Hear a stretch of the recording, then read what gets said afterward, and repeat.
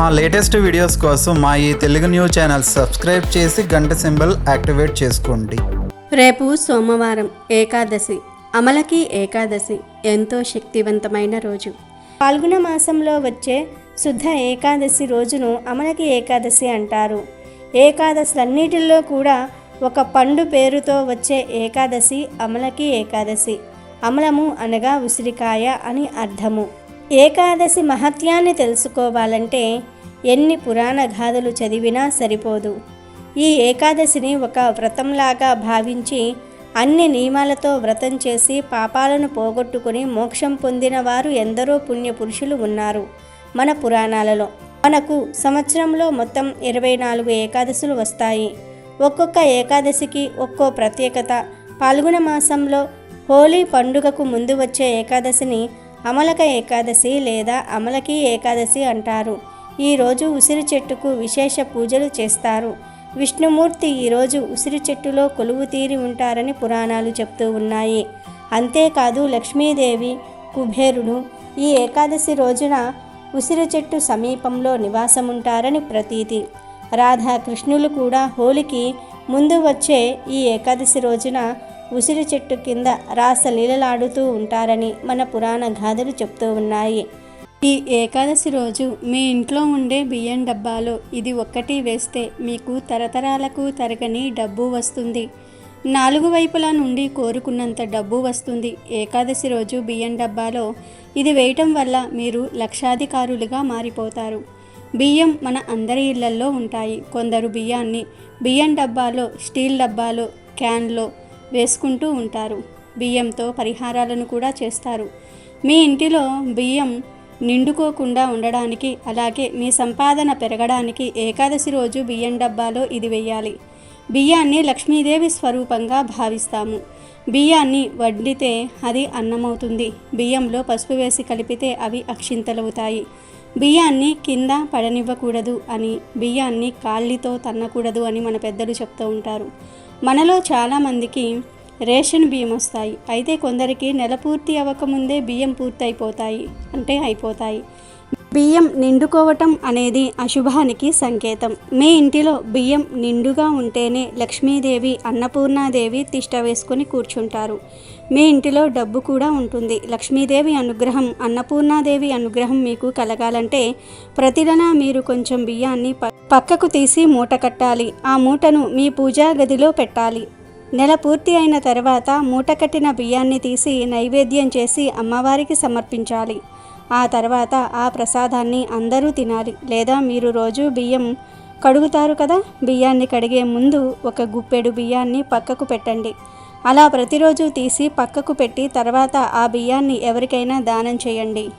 బియ్యాన్ని దానం చేయటం వల్ల అన్నపూర్ణాదేవి సంతోషిస్తుంది. బియ్యంతో నైవేద్యం చేయటం వల్ల లక్ష్మీదేవి సంతోషిస్తుంది.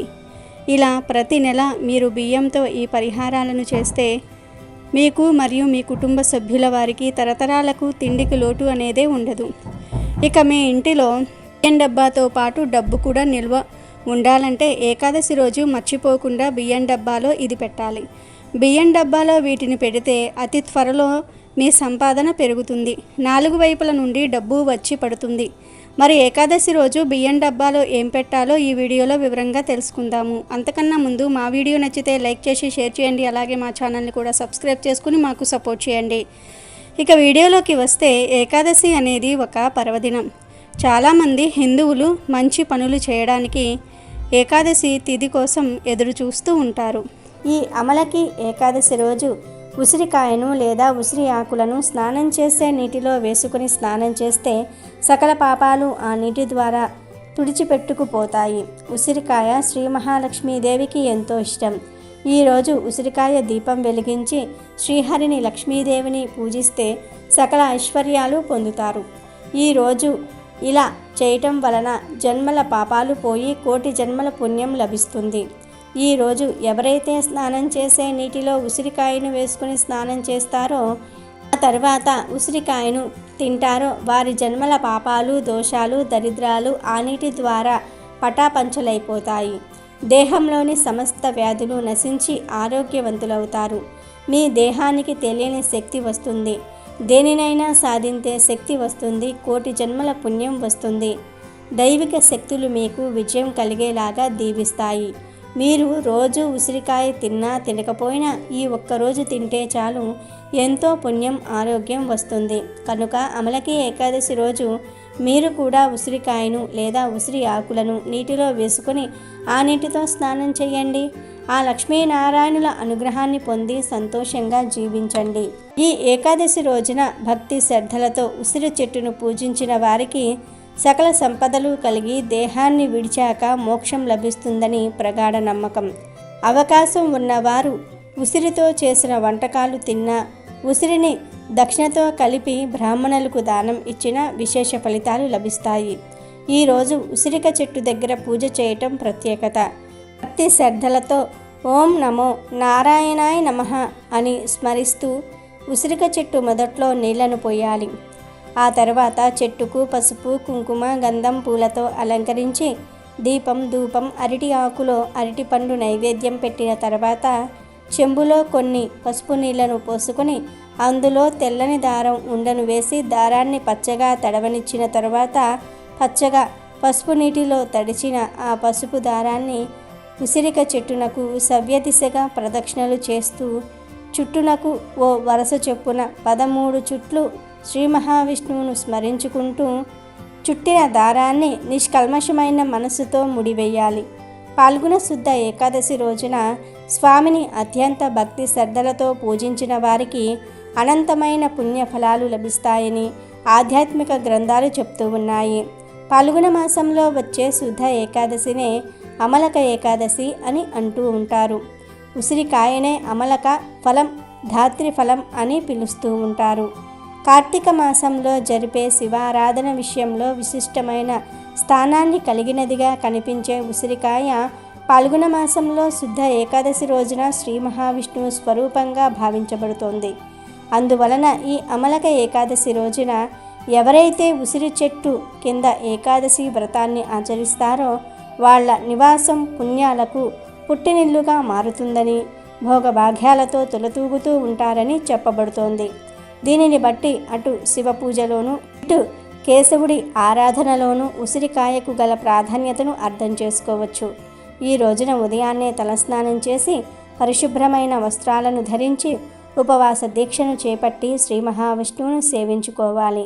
రాత్రంతా జాగరణ చేసి మరునాడు ఉదయం ద్వాదశి ఘడియలు ఉండగానే స్వామిని పూజించి ఇష్టమైన నైవేద్యాలను సమర్పించవలసి ఉంటుంది. ఈ ఏకాదశి రోజు ఉపవాసం ఉండాలని కొంతమందికి కోరిక ఉంటుంది. కానీ శారీరక పుష్టి లేని వారికి కొబ్బరి నీళ్లు, జ్యూసులు మొదలైన ద్రవ్య పదార్థాలు త్రాగుతూ కూడా ఉపవాసం చేయవచ్చును. భగవంతుడు తనపై భక్తి కావాలనే కోరుకుంటాడు. సాటి జీవులలో ప్రతి పనిలో తనను చూసుకోగలిగితే చాలు అని స్వామివారి ఉద్దేశం. అది గ్రహించి వ్యవహరించగలిగితే చాలు. ఇక ఈ ఏకాదశి రోజున పూజ చేసిన తర్వాత ఒక ఎరుపు రంగు వస్త్రం తీసుకొని దానిని పూజించిన లక్ష్మీ నారాయణుల చిత్రపటం ముందు పెట్టాలి. ఆ వస్త్రంలో కొన్ని వక్కలను వేయండి. 5 వక్కలు వేయండి. తాంబూలంలో వాడే వక్కలు ఉంటాయి కదా, ఆ వక్కలను ఆ రెడ్ క్లాతులో వేయాలి. ఈ పరిహారానికి వక్కలు ఖచ్చితంగా ఉండాలి.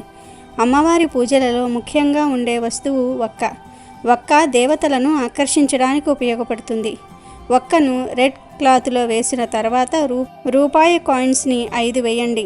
5 వక్కలు 5 రూపాయి కాయిన్స్ను వేయాలి. ఇప్పుడు అందులో బెల్లం పెట్టండి. బెల్లాన్ని ఈ పరిహారంలో వాడటం వల్ల మీకు చాలా రకాల ప్రయోజనాలు కలుగుతాయి. బెల్లం డబ్బును ఆకర్షిస్తుంది. చిన్న బెల్లం ముక్కను ఈ పరిహారంలో పెట్టడం వల్ల మీకు ఇక డబ్బుకు కొరత అనేదే ఉండదు. బెల్లం మీ ఆరోగ్య పరిస్థితిని మెరుగుపరచడానికి ఉపయోగపడుతుంది. ఉద్యోగము, వ్యాపారంలో పురోగతితో పాటు గౌరవాన్ని పెంచుతుంది. బాగా డబ్బు సమస్యలు ఉన్నాయని బాధపడేవారు, అప్పులలో చిక్కుకొని ఇబ్బంది పడేవారు రేపు ఏకాదశి రోజు ఎరుపు రంగు వస్త్రంలో బెల్లం పెట్టి దానిపై పసుపు, కుంకుమను వేయాలి.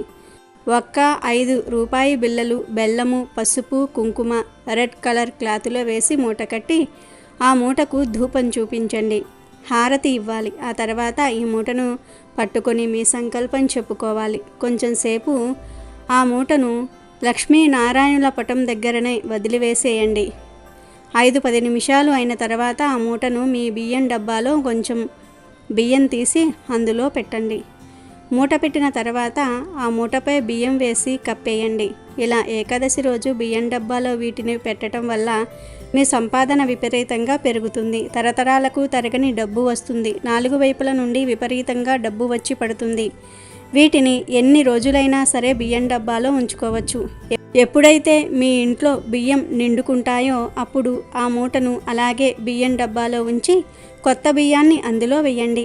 ఇలా 3 లేదా 5 సార్లు వేసిన తర్వాత ఆ మూటను తీసి విప్పి అందులో ఉన్న కాయిన్స్ను పక్కకు పెట్టుకోవాలి. ఆ తర్వాత మీకు దగ్గరలో రావి చెట్టు కానీ వేప చెట్టు కానీ ఉంటే ఆ చెట్టు దగ్గరకు వెళ్ళి కొంచెం గొయ్యి తీసి ఆ గొయ్యిలో బెల్లము, వక్క, పసుపు, కుంకుమలు వేసి కప్పేయండి. ఈ రెడ్ క్లాత్ను పారే నీటిలో పడవేయండి. లేదంటే ఆ క్లాత్ని ఇంటికి తీసుకుని వచ్చి ఉతికి మళ్ళీ ఏకాదశి రోజున ఆ క్లాతులో వీటిని వేసి మూట కట్టండి. బియ్యం డబ్బాలో పెట్టండి. ఇలా చేయటం వల్ల మీ సంపాదన రోజురోజుకు పెరుగుతూ వస్తుంది. మీరు ఊహించనంత డబ్బును చూస్తారు. మరి ఏకాదశి రోజు ప్రతి ఒక్కరూ బియ్యం డబ్బాలో వీటిని పెట్టండి. లక్ష్మీ నారాయణులకు నిష్టగా పూజ చేసి మీ మనసులో ఉన్న కోరికలను చెప్పుకొని ఈ మూటను బియ్యం డబ్బాలో పెట్టి శుభ ఫలితాలను పొందండి. డబ్బుకు లోటు లేకుండా ఆనందంగా జీవించండి. ఇక ఈ ఏకాదశి రోజున వ్రతాన్ని చేసిన తర్వాత అయినా సరే ఆ మరునాడు పూజ ముగించుకున్న తర్వాత అయినా దానం చేయాలని శాస్త్రం చెప్తుంది. ఎవరైతే అమలక ఏకాదశి సందర్భంగా దానం చేస్తారో వారి సంపదలు రెట్టింపు అవుతాయని, పుణ్యలోకాలు ప్రాప్తిస్తాయని చెప్పబడుతుంది. ఈ ఏకాదశి రోజు ఉపవాసం ఉండాలని కొంతమందికి కోరిక ఉంటుంది. కానీ శారీరక పుష్టి లేని వారికి కొబ్బరి నీళ్లు, జ్యూసులు మొదలైన ద్రవ్య పదార్థాలు త్రాగుతూ కూడా ఉపవాసం చేయవచ్చును. భగవంతుడు తనపై భక్తి కావాలని కోరుకుంటాడు. సాటి జీవులలో ప్రతి పనిలో భగవంతుని చూడగలిగితే చాలు అని స్వామివారి ఉద్దేశము. అది గ్రహించి వ్యవహరించగలిగితే చాలు. ఒకసారి మాంధాత వశిష్ఠముని దగ్గరకు చేరి, ఓ మహాభాగా, మీరు నా పట్ల ప్రసన్నులై ఉన్నచో సకల శుభాలను పొందగలిగే ఒక వ్రతాన్ని దయతో నాకు తెలపండి అని అడిగాడు. దానికి ప్రత్యుత్తరంగా వశిష్ఠుడు ఇలా అన్నాడు, రాజా, అందరికీ శుభాన్ని కలగజేసే ఒక మహావ్రతం యొక్క మహిమను, చరిత్రను నీకు వివరిస్తాను. ఆ వ్రతం పేరు అమలకి ఏకాదశి వ్రతం. ఈ వ్రతాన్ని పాటించటం వలన కలిగే ప్రభావం సకల పాపాలను నశింపచేసి ముక్తిని వసంగటమే కాకుండా 1000 గోవులను దానం చేసిన ఫలితం కూడా సిద్ధిస్తుంది అని ఇలా చెప్పసాగాడు. పూర్వం వైదిశమనే పురం ఉండేది. దానిలో మిక్కిలి సంపన్నులైన బ్రాహ్మణ, క్షత్రియ, వైశ్య, శూద్రులు నివసిస్తూ ఉండేవారు. ఆ అందమైన నగరంలో నాస్తికుడు కానీ పాపి కానీ ఉండేవాడు కాదు. నగరమంతా ఎప్పుడూ వేద మంత్రాలతో ప్రతిధ్వనిస్తూ ఉండేది. అట్టి సుప్రసిద్ధ నగరంలో చైత్రరథుడనే రాజు ఉండేవాడు. అతడు చంద్రవంశజుడైన పసబిందుకుని కులంలో జన్మించాడు. చైత్రరథుడు బలవంతుడు, వీరుడు, ఐశ్వర్యవంతుడు, శాస్త్ర కోవిదుడై ఉండేవాడు. అతని రాజ్యపాలనలో రాజ్యమంతటా సుఖ సంపదలు వెల్లివిరిసి ఉండేవి. పుర ప్రజలందరూ విష్ణుభక్తికి అంకితులై ఉండి ఏకాదశి వ్రతాన్ని పాటిస్తూ ఉండేవారు. హరిభక్తి కారణంగా వారందరూ కూడా ఆ రాజ్యంలో సుఖంగా జీవించేవారు. రాజ్యంలో బీదవాడు కానీ పిసినారి కానీ ఒక్కడైనా ఉండేవాడు కాదు. ఈ ప్రకారం ఆనందంగా అనేక సంవత్సరాలు గడిచిపోయిన తర్వాత పాల్గొన మాస శుక్లపక్షంలో ఒకసారి ద్వాదశితో కూడిన అమలకి ఏకాదశి వచ్చింది. ఇటువంటి ఏకాదశి మహత్తర లాభాన్ని చేకూర్చుతుందని తెలిసిన రాజు, అతని ప్రజలు దానిని యథావిధిగా నిర్వహించాలని సంకల్పించుకున్నారు. అమలకి ఏకాదశి రోజు ప్రొద్దున్నే రాజు, అతని ప్రజలు నదిలో స్నానం చేసి ఒడ్డునే ఉన్నటువంటి విష్ణు ఆలయాన్ని సందర్శించుకున్నారు. గుడి ప్రాంగణంలోనే ఒక అమలకి వృక్షం ఉంది. రాజు ఆ చెట్టు మొదట్లో నీళ్లు నింపిన కుండను, గొడుగును, వస్త్రాన్ని, పాదుకలను, పంచరత్నాలను పూజార్థం ఉంచాడు. తర్వాత అతడు జలమును, పాదుకలను, ఛత్రాన్ని, సువర్ణమును, వజ్రములను, ముత్యాలను, వైడూర్యములను, సుగంధ భూతములను సమర్పించి ఈ పరశురాముణ్ణి అమలకి వృక్షాన్ని పూజించాడు. పిదప అతడు ప్రజలతో, ఋషులతో కూడి పరశురాముణ్ణి కీర్తించాడు. ఓ పరశురామ, ఓ రేణుకానందన, ఓ అమలకి వృక్ష ఛాయల్లో నిలిచిన వాడ, ఓ కామమోక్ష ప్రదాత, ఇవే నీకు మా వందనములు అంటూ అతడు పరశురాముణ్ణి స్తుతించాడు. తర్వాత అమలకి వృక్షాన్ని ఇలా స్తుతించాడు. ఓ అమలకి, ఓ విశ్వపోషక, బ్రహ్మతనయ, ఓ సమస్త పాప వినాశక, నీకు మా వందనములు. దయచేసి మా అర్పణలను స్వీకరింపుము అని పూజించాడు. ఈ విధంగా భగవంతుణ్ణి అమలకిని పూజించిన తర్వాత రాజు అతని ప్రజలు విష్ణు ఆలయంలోనే రాత్రంతా జాగరణ చేశారు. భక్తితో పాటలు పాడారు. ఆ సమయంలో విధివశాత్తుగా ఒక వేటగాడు అక్కడకు వచ్చాడు. నానా రకాలైన జంతువులను చంపి అతడు జీవికను సంపాదించేవాడు. నెయ్యి దీపంతో ధూపంతో ఉన్న శోభితమైన మందిరంలోనికి ప్రవేశించిన ఆ వేటగాడికి చాలామంది జనులు మేల్కొని ఉన్నవారై భగవంతుడిని కీర్తించటం కనిపించింది. వాడు కూడా వాళ్లతో పాటే కూర్చుని జరుగుతున్నదేమిటో చూడసాగాడు. అదృష్టవశాత్తు అతనికి కుండపై ఉంచిన దామోదరుని దర్శనం కలిగింది. వాడు విష్ణు భగవానుని దివ్య కథలను కూడా విన్నాడు. వాడు ఆకలితో ఉన్నప్పటికీ రాత్రంతా మేల్కొని ఉన్నవాడే ఏకాదశి మహిమలను విన్నాడు. మర్నాడు ప్రొద్దున్నే రాజు తన ప్రజలతో పాటు తన పురానికి వెళ్ళిపోయాడు. వేటవాడు కూడా ఇంటికి వెళ్ళిన తర్వాత భోజనం చేశాడు. తర్వాత కొన్ని సంవత్సరాలకు వేటగాడు దేహాన్ని చాలించాడు. ఏకాదశి రోజు రాత్రి జాగరణ చేసిన ఫలితంగా వాడు మరుజన్మలో అసంఖ్యాక రథ గజ తురగ పదాది దళంతో కూడిన రాజుగా జన్మించాడు. జయంతిపురాన్ని పాలించే విదురుదునికి అతడు వసుధరుదునిగా జన్మించాడు. అతడు 1000 గ్రామాలకు రాజు అయ్యాడు. అతడు సూర్యునితో సమానంగా తేజోమయుడు, చంద్రునితో సమానంగా ప్రకాశమానుడు, విష్ణువుతో సమానంగా శక్తిమంతుడు, భూదేవితో సమానంగా ఓర్పు కలవాడుగా ఉండేవాడు. సత్యసంధుడైన అతడు ధర్మపరుడై విష్ణుభక్తునిగా అయ్యాడు. ఒకరోజు వసుధరుడు అడవిలో వేటకు పోయి దారి తప్పాడు. తీవ్రంగా అలసిపోయిన అతడు ఏ దారి తోచక ఒక చెట్టు క్రింద నడుం వాల్చి చెయ్యినే తలగడగా పెట్టుకొని నిద్రించాడు. అదే సమయంలో అడవిలో నివసించే కొందరు క్రూరమైన అడవి మనుషులు వచ్చి అతనిని నానా రకాలుగా హింసించారు. అతనిని తమ శత్రువుగా భావించి వారు చంపడానికి సిద్ధపడ్డారు. ఆ రాజు పూర్వం తమ తండ్రులను, తల్లులను, పుత్రులను, పౌత్రులను, మామలను నిర్దాక్ష్యంగా చంపి తాము దిక్కుతోచక తిరిగేటట్లుగా చేశాడని వారు భావించారు. ఈ విధంగా తలిచివారు ఆయుధాలెత్తి రాజును కొట్టారు. కానీ ఆశ్చర్యకరంగా వారి ఆయుధాలు ఏవీ కూడా రాజు యొక్క శరీరాన్ని తాకలేదు. అతని శరీరంపై చిన్న గాయమైనా కాలేదు. ఆ విధంగా తమ ఆయుధాలు వ్యర్థమయ్యేసరికి అడవి మనుషులందరూ కూడా కిన్నులే ప్రాణభీతి పొందారు. అడుగు ముందుకు వేసే శక్తి కూడా వారికి లేకపోయింది. ఆ సమయంలో ఒక అసాధారణ అందగత్తె గంధాభరణ భూషితి అయి రాజు యొక్క దేహం నుండి బయటకు వచ్చింది. చక్కని పూమాలతో అలంకృతి అయి ఉన్న ఆమె కన్నులు కోపంతో ఎర్రబడి ఉన్నాయి. బృక్కుటి ముడిచిన ఆమె చేతిలో చక్రాన్ని ధరించి క్రోధంతో అడవి మనుషులను చంపడానికి ముందుకు ఉరికి క్షణంలో వారిని హతమార్చింది. ఈ సంఘటన పూర్తి కాగానే రాజుకు మెలకువ వచ్చింది. ఘోరమైన సంఘటనను చూసి రాజు నిద్ర నుండి మేల్కొని భీతుడై పడిపోయాడు. ఎదుట శత్రువులందరూ కూడా చచ్చిపడి ఉండడాన్ని చూసి విస్మితుడై, ఆహా, ఈయన శత్రువులను చంపి నన్ను రక్షించిన ఆ శ్రేయోభిలాషి మిత్రుడెవడు? ఈ గొప్ప కార్యానికి నేను అతనికి నా కృతజ్ఞతలు తెలుపుకుంటున్నాను అని అన్నాడు.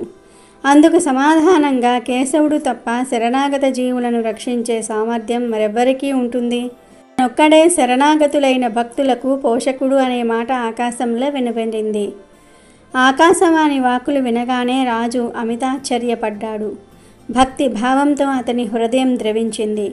తరువాత అతడు రాజ్యానికి తిరిగి వచ్చి ఎటువంటి అవాంతరం లేకుండా ఇంద్రునిలాగా రాజ్యపాలన చేశాడు అని వశిష్ఠముని పలుకుతూ, రాజా, పవిత్రమైన అమలకి ఏకాదశి వ్రతాన్ని పాటించేవాడు నిస్సంశయంగా విష్ణు పాదాన్ని పొందగలుగుతాడు అని వశిష్ఠముని మాందాతకు తెలియజేశాడు. ఏకాదశి రోజున ఎవ్వరూ కూడా అన్నం తినకూడదు, అబద్ధాలు చెప్పకూడదు. ఇలా చేయటం వల్ల మీ జీవితంలో అనేక రకాల సమస్యలు వస్తాయి. ఏకాదశి రోజు ఉపవాసం ఉంటే చాలా మంచిది. అయితే ఉపవాసం ఉండలేని వారు పండ్లు, పాలు తినవచ్చు, త్రాగవచ్చు. ఇక ఇంటిలోని వారి కోసం ఆహారం వండే ఆడవారు ఈ రోజున పొరపాటున కూడా పొట్లకాయను, తోటకూరను వండకండి. పొట్లకాయను తోటకూరను ఏ విధంగా కూడా తినకండి. అలాగే మీరు ఈ ఏకాదశి రోజు ఏ కూర వండినా అందులో ఉల్లి వెల్లుల్లి వేయకూడదు. ఉప్పు తక్కువగా వేసుకోవాలి. ఏకాదశి రోజున మీరు పొరపాటున పొట్లకాయను తోటకూరను వండినా తిన్న జన్మల దరిద్రం పడుతుంది. అలాగే వీటితో పాటు ఈ ఏకాదశి రోజు మాంసాహారం కూడా వండకూడదు, తినకూడదు. చికెన్, మటన్, చేపలు తినకూడదు. అలాగే గుడ్లను కూడా ఈరోజు తినకూడదు. చాలామంది గుడ్లు శాకాహారం అనుకుంటూ ఉంటారు. కాబట్టి ఈరోజు ఎట్టి పరిస్థితుల్లోనూ కూడా గుడ్లను కూడా తినకూడదు. గుడ్లు శాకాహారం కాదు, మాంసాహారమే. ఎటువంటి మాంసాహారం తినకూడదు. అలాగే ఏకాదశి రోజున ఫ్రైడ్ రైసు, నూడిల్స్, మంచూరియా వంటివి కూడా తినకూడదు. ఎందుకంటే వీటిలో ఎక్కువగా ఉప్పు, ఉల్లిపాయలు, వెల్లుల్లి పేస్టు వంటివి వేస్తారు. వీటిని తినడం వల్ల ఇంద్రియ నిగ్రహాన్ని కోల్పోతారు. ఏకాదశి అనేది పవిత్రమైన రోజు. ఈరోజు ఎలాంటి చెడు పనులు చేయకూడదు. దంపతులు కూడా దూరంగా ఉండాలి. మీరు ఈ ఆహార పదార్థాలు తినటం వల్ల మీ ఆలోచనలు మారిపోతూ ఉంటాయి. పాపపు ఆలోచనలు పెరిగిపోతూ ఉంటాయి. కాబట్టి ఏకాదశి రోజు ఎట్టి పరిస్థితుల్లోనూ కూడా ఈ ఆహార పదార్థాలను తినకండి. ముఖ్యంగా మగవారు ఈ ఏకాదశి రోజు మాంసాహారానికి, మద్యానికి దూరంగా ఉండాలి. లేదంటే మీరు చేసే పనులలో, వ్యాపారంలో లాభాలను పొందలేరు. పనులలో ఆటంకాలు కలుగుతాయి. అన్నిటిల్లో నష్టాలను చూస్తారు. ఏకాదశి రోజు ఎవ్వరూ కూడా ఈ కూరలను వండకండి, తినకండి. ఈ ఆహార పదార్థాలకు ఎంత దూరంగా ఉంటే అంత మంచిది. మీరు ఈరోజు ఈ ఆహారాన్ని తింటే కోరి కోరి దరిద్రాన్ని ఆహ్వానించిన వారు అవుతారు. సమస్యలలో అడుగుపెట్టిన వారు అవుతారు. మీ జీవితాన్ని మీ చేతులారా నాశనం చేసుకున్నవారు అవుతారు. కాబట్టి ఈ ఏకాదశి రోజున ఈ ఆహార పదార్థాలకు దూరంగా ఉండండి. విష్ణువును భక్తి శ్రద్ధలతో ఆరాధించండి. శుభ ఫలితాలను పొందండి. అయితే ఎంతో పవిత్రమైన ఈ ఏకాదశి రోజు ఆవు కనిపిస్తే ఇలా చేయండి చాలు. 1 నిమిషంలో మీకు ఉన్న కష్టాలన్నీ కూడా పోయి మీరు కుబేరులుగా మారిపోతారు. లక్ష్మీనారాయణుల అనుగ్రహంతో పట్టిందల్లా బంగారం అవుతుంది. రాజయోగం పడుతుంది. జన్మల పాపాలు పోయి కోటి జన్మల పుణ్యం వస్తుందని పెద్దలు చెప్తూ ఉన్నారు. మరి అమలకి ఏకాదశి రోజు ఆవు కనిపిస్తే ఏం చేయాలి అనే విషయాన్ని ఇప్పుడు మనం ఈ వీడియోలో వివరంగా తెలుసుకుందాం. ఫ్రెండ్స్, ఫస్ట్ అయితే ఈ వీడియోని లైక్ చేసి మా ఛానల్ని కూడా సబ్స్క్రైబ్ చేసుకొని మాకు సపోర్ట్ చేయండి. పరమాత్మ రూపమైన గోవును సంరక్షించటం మన బాధ్యత. సనాతన కాలం నుంచి మానవుని సంపద వృద్ధి పొందాలంటే గోవును పూజించమని ఋషులు, పెద్దలు చెప్పేవారు.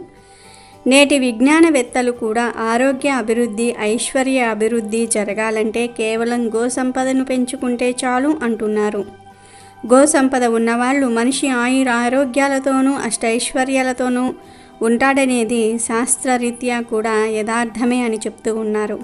శాస్త్రాలన్నీ శ్రీమాత, భూమాత, మాతృదేవత, గోమాతలు పూజనీయములైనవని ఘోషిస్తూ ఉన్నాయి. లోని తల్లి వలన జీవితం లభిస్తుంది. ఆ లభించిన జీవితాన్ని ఉద్దిష్టమైన పథకంలో నడిపించడానికి జగజ్జనని దయ అవసరం అవుతుంది. ఆ జగజ్జనని భూమాత రూపంలో మానవునికి సహాయకారిగా మారుతుంది. ఆ తరువాత గోమాత రూపంలో అతనికి అన్ని సంపదలను ఇస్తుంది, ఉన్నతుణ్ణి చేస్తుంది. ఈ తల్లుల వల్లే సంపూర్ణ ఆయుస్సును, ఆరోగ్యాన్ని మనిషి పొందుతున్నాడు. అంతేకాదు మనిషిని మనసును భగవంతుని వైపు మళ్లించడానికి కూడా గోక్షీరం ఎంతో మేలు చేస్తాయి. గోక్షీరం తల్లి పాలకు ప్రత్యామ్నాయం. పూజా కార్యక్రమాల్లో ఆవు పాలు అత్యంత శ్రేష్టమైనవి. ఆవు పేడ, ఆవు పంచకము, పాలు, పెరుగు, నెయ్యి ఇలా ఇవన్నీ అత్యంత పవిత్రమైనవే.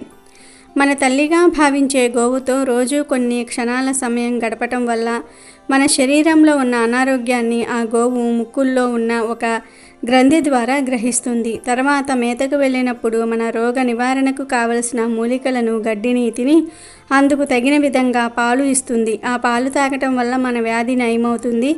ఏ జీవికి లేని అద్భుత లక్షణాలు గోవులకు ఉన్నాయి. అయితే ఎంతో పవిత్రమైన ఈ ఏకాదశి రోజు గోవు కనిపిస్తే ఈ ఆహారం పెట్టండి చాలు, డబ్బు వరదలాగా వచ్చి పడుతుంది, లక్ష్మీదేవి అనుగ్రహం కలుగుతుందని పెద్దలు చెప్తూ ఉన్నారు. ఏకాదశి రోజు బియ్యపిండిలో బెల్లం కొంచెం నీరు కలిపి గోవుకు ఆహారంగా పెట్టడం వల్ల మానసిక ప్రశాంతత కలుగుతుంది. అలాగే నానబెట్టిన కందులను గోవుకు ఆహారంగా పెట్టడం వల్ల మనలో ఉన్న కోపం తగ్గిపోతుంది. ఏకాదశి రోజు నానబెట్టిన కుసుమ గింజలను గోవుకు ఆహారంగా పెట్టడం వల్ల మనం చేసిన పాపాలు దూరమవుతాయి. నానబెట్టిన శనగలను ఈరోజు గోవుకు ఆహారంగా పెట్టడం వల్ల మనలో ఆధ్యాత్మిక చింతన ఏర్పడుతుంది. రాగిపిండి మరియు బెల్లము కలిపి గోవుకు పెడితే మనకు ఉన్న దరిద్రాలు తొలగిపోతాయి. ఏకాదశి రోజు నానబెట్టిన పెసర్లను ఆవుకు ఆహారంగా పెట్టడం వల్ల విద్యా అభివృద్ధి కలుగుతుంది. ఏకాదశి రోజు ఉడికించిన ఆలుగడ్డలను గోవుకు ఆహారంగా పెట్టడం వల్ల నరఘోష పోతుంది. అలాగే ఈరోజు ఆవుకు క్యారెట్ ఆహారంగా పెట్టడం వల్ల వ్యాపార అభివృద్ధి జరుగుతుంది. బీట్రూట్ పాలకూరను కలిపి గోవుకు ఆహారంగా పెట్టడం వల్ల ఐశ్వర్యం కలుగుతుంది. ఏకాదశి రోజు గోవుకు దోసకాయను ఆహారంగా పెట్టడం వల్ల శత్రువులు మిత్రులవుతారు. టమాటాను ఆహారంగా పెట్టడం వల్ల వివాహ ప్రాప్తి కలుగుతుంది. ఈరోజు గోవుకు వంకాయను ఆహారంగా పెట్టడం వల్ల సంతాన ప్రాప్తి కలుగుతుంది. ఈరోజు గోవుకు అరటి పండ్లు ఆహారంగా పెట్టడం వల్ల ఉన్నత పదవులు కలుగుతాయి. ఏకాదశి రోజు సాయంత్రం 6 ఎప్పుడు ఆవు కనిపించినా ముందు ఆ ఆవుకు నమస్కారం చేసుకోండి. తర్వాత ఆ ఆవు చుట్టూ 3 ప్రదక్షిణలు చేసి మీకు ఉన్న సమస్యను బట్టి ఇప్పుడు మనం చెప్పుకున్న వాటిల్లో ఏదో ఒక ఆహారాన్ని పెట్టండి. మీరు ఏమీ లేకపోతే మీ దగ్గరలో ఉన్న చెట్టు ఆకులను కానీ గడ్డిని కానీ తెచ్చి ఆవుకు తినిపించండి. ఏకాదశి రోజు ఆవు కనిపిస్తే ఇలా ఏదో ఒక ఆహారం పెట్టారంటే ఒక్క నిమిషంలో మీ ఒంట్లోని నెగిటివ్ ఎనర్జీ అంతా కూడా పోతుంది. ఆ ఆవే లాగేసుకుంటుంది. మీకు ఉన్న దరిద్రం కష్టాలన్నీ కూడా పోతాయి. కనుక ప్రతి ఒక్కరూ కూడా ఏకాదశి రోజు ఆవు కనిపిస్తే ఈ చిన్న పనిని చేసి దరిద్రాన్ని వదిలించుకొని శుభ ఫలితాలను పొంది సంతోషంగా జీవించండి. ఎంతో పవిత్రమైన ఈ అమలకి ఏకాదశి రోజున అమలక పత్రములను అంటే ఉసిరి ఆకులను తింటే దశ తిరిగి వద్దన్న ఐశ్వర్యం వస్తుందని శాస్త్రాలు చెప్తూ ఉన్నాయి. ఏమీ లేదు, ఈరోజు పెద్ద ఉసిరికాయల చెట్టు ఆకులు ఉంటాయి. ఆ ఆకులు కొన్ని తెచ్చుకోండి. ఒక చిన్న స్పూన్లో పట్టే ఆకులు తెచ్చుకొని ఆ ఆకులో తేనెను కానీ బెల్లాన్ని కానీ పంచదారను కానీ కలిపి తినండి. ఈరోజు ఇలా ఉసిరి ఆకులను తింటే దశ మారిపోతుంది. వద్దన్న డబ్బు వస్తూనే ఉంటుంది. దోషాలు దరిద్రము మొత్తము పోతాయి. అంతేకాదు ఈరోజు ఈ ఆకును తింటే మీ దేహం పరిశుద్ధమవుతుంది. మీ శరీరంలోని వ్యాధులు మీకు తెలియకుండానే నయమవుతాయి. మీ శరీరానికి నూతన ఉత్తేజం వస్తుంది. తెలియని దైవిక శక్తి మీ ఒంటికి వస్తుంది. దేనినైనా సాధించే శక్తి వస్తుంది. కాబట్టి అందరూ కూడా ఈరోజు తప్పనిసరిగా ఉసిరి ఆకులను తిని శుభాలను పొందండి. శుద్ధ ఏకాదశి రోజున స్వామిని అత్యంత భక్తి శ్రద్ధలతో పూజించిన వారికి అనంతమైన పుణ్య ఫలాలు లభిస్తాయని ఆధ్యాత్మిక గ్రంథాలు చెప్తూ ఉన్నాయి. పాల్గొన మాసంలో వచ్చే శుద్ధ ఏకాదశినే అమలక ఏకాదశి అని అంటూ ఉంటారు. ఉసిరికాయనే అమలక ఫలం, ధాత్రి ఫలం అని పిలుస్తూ ఉంటారు. కార్తీక మాసంలో జరిపే శివ ఆరాధన విషయంలో విశిష్టమైన స్థానాన్ని కలిగినదిగా కనిపించే ఉసిరికాయ పాల్గొన మాసంలో శుద్ధ ఏకాదశి రోజున శ్రీ మహావిష్ణువు స్వరూపంగా భావించబడుతోంది. అందువలన ఈ అమలక ఏకాదశి రోజున ఎవరైతే ఉసిరి చెట్టు క్రింద ఏకాదశి వ్రతాన్ని ఆచరిస్తారో వాళ్ళ నివాసం పుణ్యాలకు పుట్టినిల్లుగా మారుతుందని, భోగభాగ్యాలతో తులతూగుతారని చెప్పబడుతోంది. దీనిని బట్టి అటు శివ పూజలోనూ ఇటు కేశవుడి ఆరాధనలోనూ ఉసిరికాయకు గల ప్రాధాన్యతను అర్థం చేసుకోవచ్చు. ఈ రోజున ఉదయాన్నే తలస్నానం చేసి పరిశుభ్రమైన వస్త్రాలను ధరించి ఉపవాస దీక్షను చేపట్టి శ్రీ మహావిష్ణువును సేవించాలి. రాత్రంతా జాగరణ చేసి మరునాడు ఉదయం 12 ఘడియలు ఉండగానే స్వామిని పూజించి ఇష్టమైన నైవేద్యాలను సమర్పించవలసి ఉంటుంది. వీడియో నచ్చితే లైక్ చేయండి, షేర్ చేయండి, బట్ సబ్స్క్రైబ్ చేసుకోవడం మర్చిపోవద్దు.